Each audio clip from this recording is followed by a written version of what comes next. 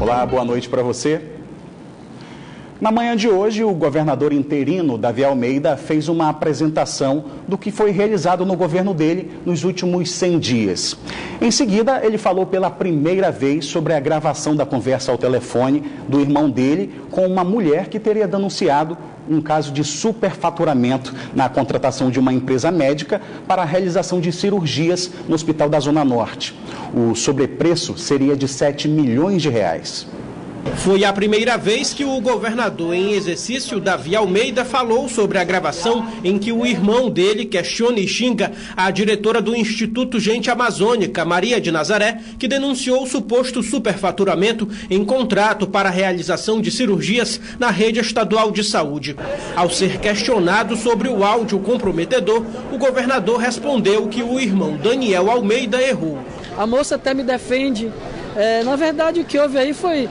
Meu irmão não agiu de forma correta, foi indelicado, saiu em defesa do irmão, ele errou. Na gravação, o irmão do governador interino pede explicações à diretora do IGAM, que divulgou a denúncia na imprensa na semana passada. Oi, Daniel. E o que está acontecendo? O que aconteceu, amor? Aconteceu com o que, amor? A situação aí que foi exposta no jornal aí. O Wander quer brincar com coisa séria, Daniel. Tentei conversar, isso não se faz, a gente está morrendo, nós temos população morrendo, ô Daniel. Daniel, a população está morrendo, o cara está superfaturando 10 mil reais por cirurgia, você acha certo isso? Superfaturando sim, Daniel. Passa bem. Isso, vai, fale mais que eu tô gravando. Fale mais. Mentirosa. Mas eu quero te dizer o seguinte, ela armou e ele caiu, ela induziu, ela fez uma falsa comunicação de crime, denunciação caluniosa e nós vamos apurar tudo isso. A denúncia é de superfaturamento de 780 cirurgias eletivas em contrato da Secretaria Estadual de Saúde com o Instituto de Medicina, Estudos e Desenvolvimento, IMED, no valor de 8,4 milhões de reais. Mas, segundo o governo, o pagamento é equivalente a 2.340 cirurgias. Eu fico até preocupado, sabe por quê? Vocês são jornalistas, têm conhecimento. Vocês não sabem discernir o que é 30 de 90, 780 é por mês, vezes 3, mas fizeram crer e acreditar que são 780 cirurgias. O contrato inclui ainda outros custos. A contratação foi feita com dispensa de licitação. A justificativa do governo do estado é reduzir emergencialmente a fila de cirurgias no Amazonas. Nesta segunda-feira, por determinação do governador, a Suzan entregou aos órgãos que apuram a suposta fraude a documentação sobre a contratação dos serviços de saúde, que teria um sobrepreço de 7 milhões de reais. Olha, o governador vai me desculpar, mas falta de conhecimento em matemática não é. O problema está na parte de quem não quer entender o que está escrito no documento ou que não quer se fazer entender. A portaria que pede a dispensa de licitação é clara. Está escrito 780 cirurgias. Você está vendo aí na tela. Ou só a gente está vendo isso? Onde é que está escrito 2.340 cirurgias? Cadê essa multiplicação? Ou isso é uma questão de erro de digitação, ou é má fé. Mas quem lê esse documento não se pode fazer entender que são mais de 2.000 cirurgias. Isso não. E após sair desse evento, o governador interino inaugurou um instituto onde serão realizadas pesquisas de doenças infecciosas e tropicais aqui no estado. 25 projetos de iniciação científica e 82 estudos de mestrado e doutorado em diversas áreas estão em andamento. A inauguração do Instituto de Pesquisa Clínica Carlos Borborema vai possibilitar a finalização dessas e outras pesquisas para doenças como malária, HIV e tuberculose, além de estudos na área de animais peçonhentos.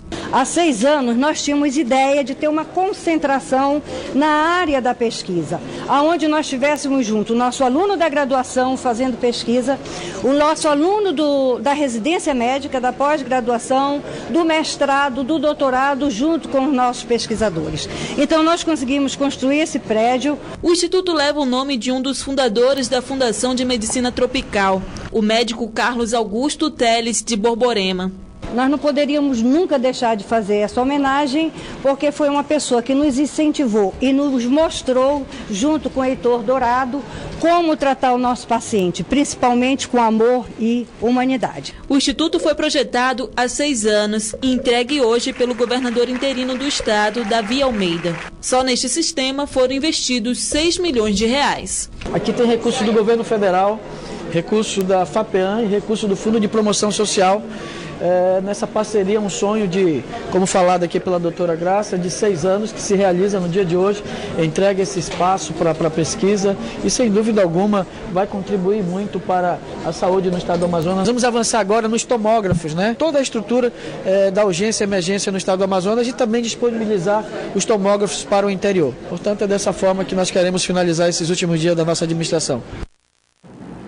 E ainda falando em saúde, desde abril deste ano, mais de 200 pessoas apresentaram os sintomas de cachumba, uma doença infecciosa que pode ter causado um surto aqui na capital. 20 casos já foram confirmados.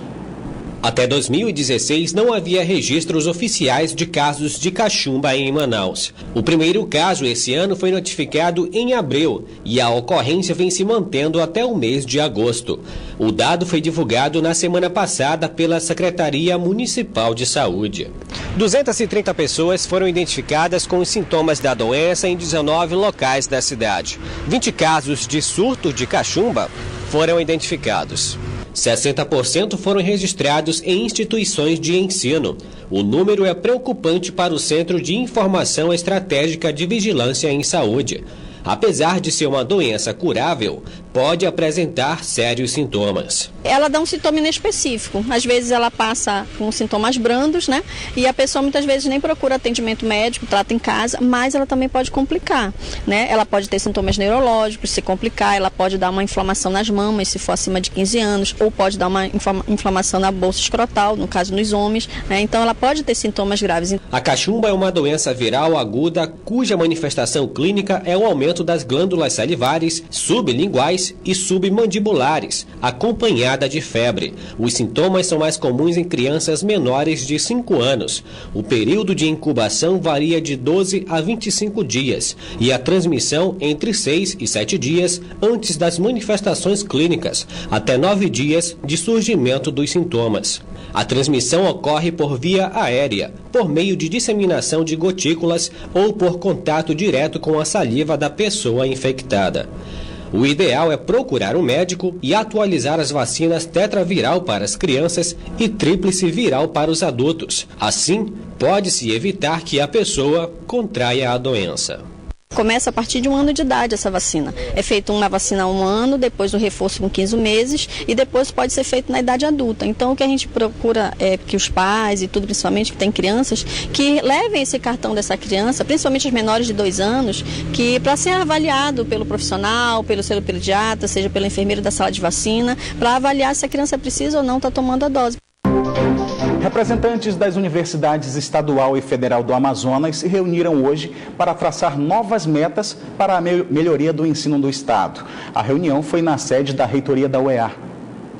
No encontro, reitores, vice e pró-reitores falaram sobre ações conjuntas para alinhar estratégias educacionais e integração de atividades em favor da educação de nível superior. Uma das metas é criar projetos de extensão para programa de pós-graduação, mestrado e doutorado e ampliação de ensino das instituições em todo o estado.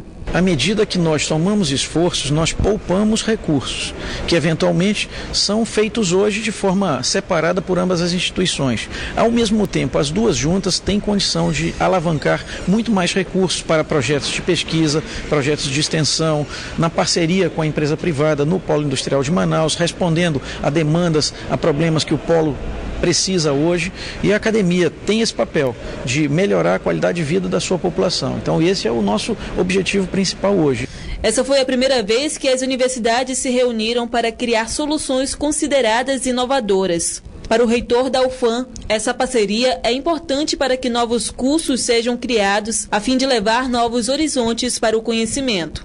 Nós vamos visualizar demandas que ainda não estão atendidas, seja pela UEA, seja pela UFAM, e vamos buscar como podemos parcerizar para atender essa demanda, seja aqui de Manaus ou seja de outro município no interior.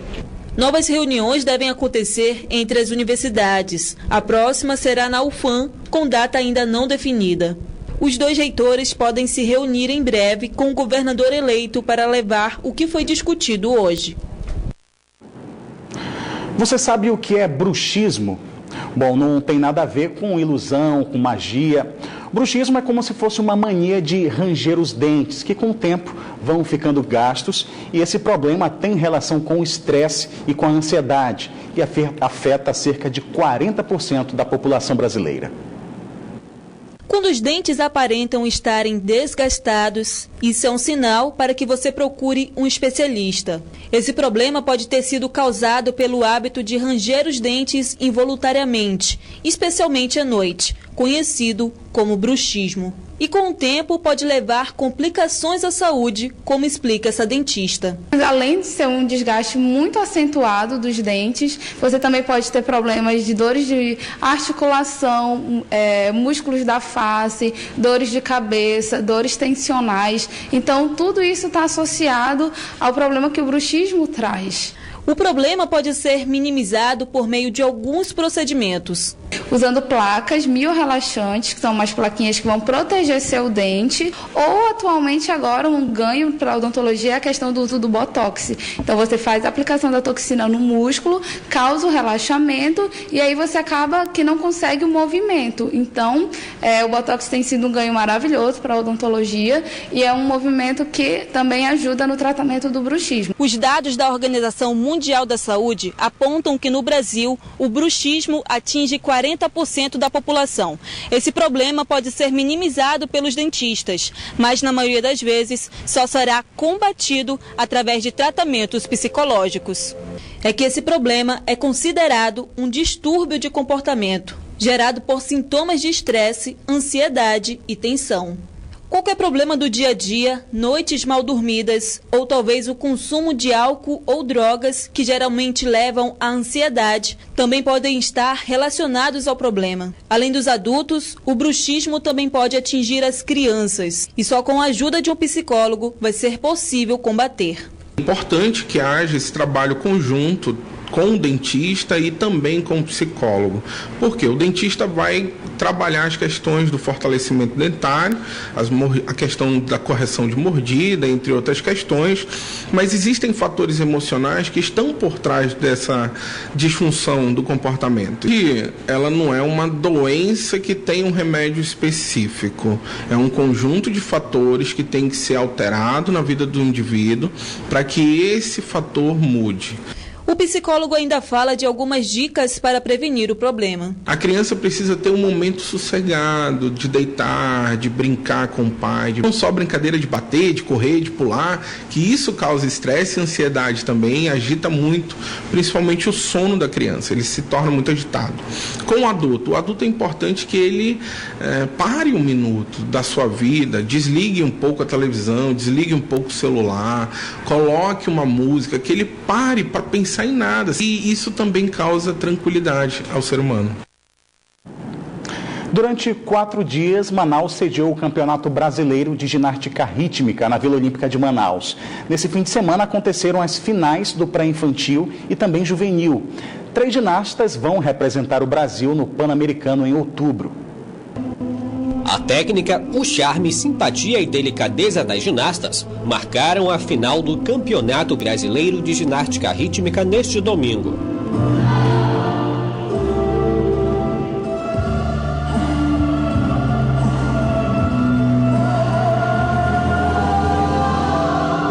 As meninas deram o melhor para garantir a medalha na categoria pré-infantil.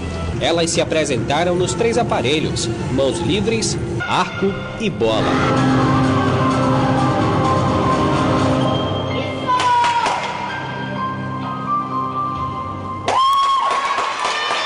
Foi uma final duríssima. Os árbitros observaram cada detalhe nas apresentações. Nem os erros puderam ser evitados. Foi uma competição de alto nível para essa futura geração da ginástica. Mas no final, o resultado, a Isadora do Paraná subiu no ponto mais alto do pódio. Foi a melhor nos 3 aparelhos. Ela vai voltar para Curitiba com 4 medalhas e um troféu, por ter se destacado também no individual geral e por equipe. Tenho sonho de chegar até nas Olimpíadas, porque eu me esforço muito e tem gente que fala que eu sou muito talentosa, então eu acho que eu posso chegar nesse lugar. É claro que por trás de uma grande conquista há um trabalho complexo da treinadora que prepara a atleta. É só satisfação, né? Porque a gente trabalha sempre buscando sempre a perfeição, sempre a melhor performance. E ela conseguiu mostrar isso aqui, de que ela fez o que ela trabalhou para fazer. Além da criançada, a turma juvenil também passou por aqui durante 4 dias de torneio. 111 ginastas de 32 clubes de 14 estados participaram do campeonato.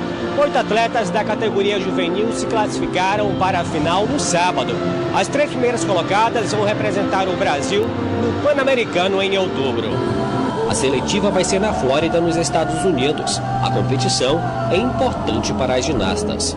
É uma competição também de altíssimo nível, onde o Brasil realmente vai mostrar o seu crescimento após a Olimpíada. A seleção amazonense de futsal sub-17 vai viajar para Minas Gerais no próximo mês para a disputa do Campeonato Brasileiro da modalidade. Os jogadores encaram essa competição como uma oportunidade para ganhar visibilidade.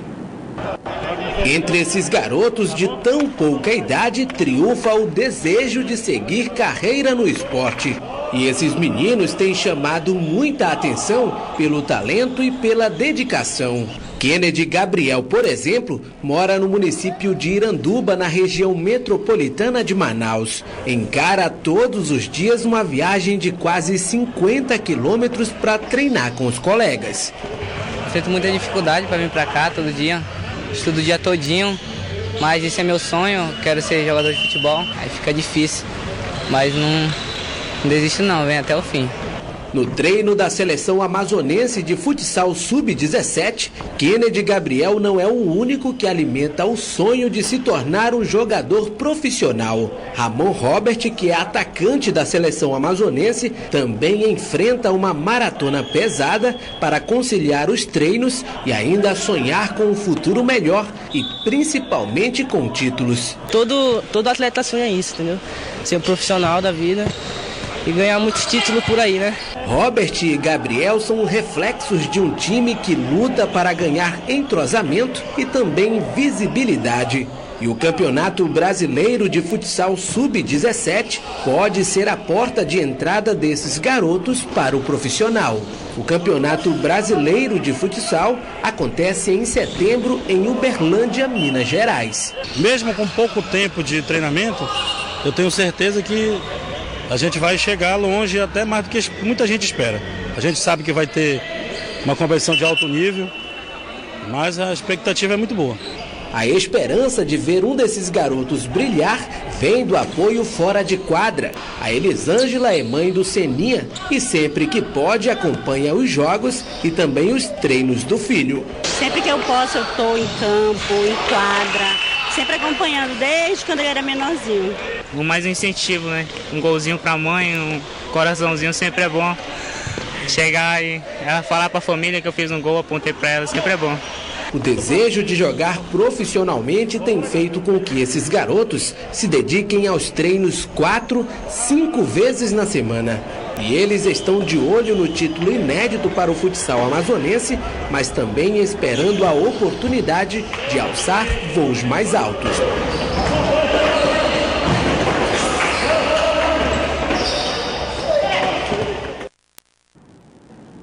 Durante pouco mais de 1h30, os amazonenses presenciaram o eclipse solar agora à tarde. Alguns moradores de Manaus enfrentaram uma verdadeira maratona para acompanhar o fenômeno em uma torre no meio da floresta. Era 3h10 da tarde quando a lua começou a encobrir o sol. O fenômeno pôde ser visto em várias partes do planeta. No Brasil, apenas os moradores das regiões Norte, Nordeste e um pedaço do Centro-Oeste conseguiram presenciar o eclipse.